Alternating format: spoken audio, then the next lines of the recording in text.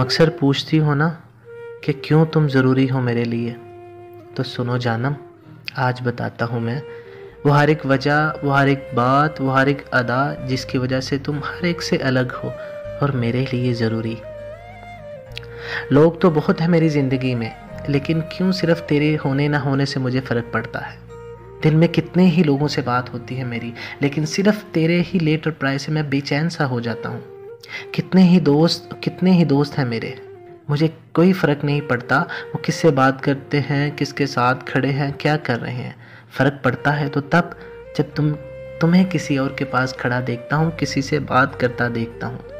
मैं माफ़ तो दूर की बात तक नहीं करता जो मेरा दिल दुखाता है, लेकिन तुम दिल भी दुखाती हो तो तेरे पास चला आता हूँ, क्योंकि तुम्हें खोने से डरता हूँ मैं।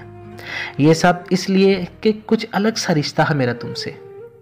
मेरे साथ कुछ भी हो सबसे पहले तुम्हें बताने को मन करता है। यही छोटी छोटी बातें तुम्हें मेरे लिए ज़रूरी बनाती हैं जानम। You are important to me, और ये बात मुझे साबित करने की ज़रूरत भी नहीं है, फिर भी you are important to me.